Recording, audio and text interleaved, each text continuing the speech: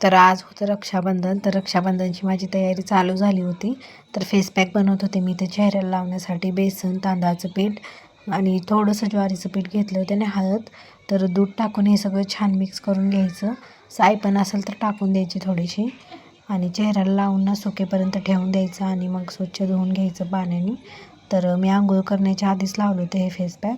तर एकदा नक्की ट्राय करा, खूप छान ग्लो येतं लगेच चेहऱ्यावर. बघा तुम्ही किती छान वाटत होतं. पार्लरमध्ये जाऊन करण्यापेक्षा घरगुती उपाय कधीही मला चांगले वाटतात.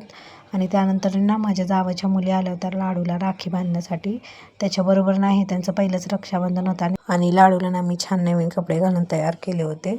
तर ही त्यांची मोठी मुलगी होती, त्याला टिक्का लावून ना छान ओवाळत होती. पण लाडूचं लक्ष त्या प्लेटमधल्या चॉकलेटकडेच होतं, कारण त्याला खूप आवडतं चॉकलेट म्हणून त्या दोघीच घेऊन आल्या तर त्याच्यासाठी. आणि त्यानंतर ना लाडू बघा कसं बघत होता, म्हणजे त्याला कळतच नव्हतं काय करतात ह्या दोघी म्हणून. आणि त्यानंतर बारकी मुलगी राखी बांधत होती. तर लाडू बघा फोटो काढताना कसं स्माईल करत होता. नवीन शिकलाय तो असं स्माईल करायला आणि तिला काही जमत नव्हतं, त्यामुळे मोठ्या मुलीनेच थोडंसं मदत केली होती राखी बांधण्यामध्ये. ह्यांच्यासाठी काही गिफ्टच घेणं झालं नव्हतं मला, त्यामुळे त्यांच्यासाठी पैसे दिले होते, पण ते पण लाडूच घेत होते त्यांच्या हातातून. ह्यांना परत म्हटलं कपडे वगैरे घेऊन द्यावेत. आणि त्यानंतर माझ्या भावाला राखी बांधून ना मी मावशीकडे निघाले होते. तिथे गेल्यानंतर थोडेसे पोहे खाल्ले आणि लाडू बघा सगळ्यांना परफ्यूम मारायचं सांगत होता, असं मारतात म्हणून. व्हिडिओ आवडला असेल प्लीज लाईक, शेअर आणि सबस्क्राईब करा.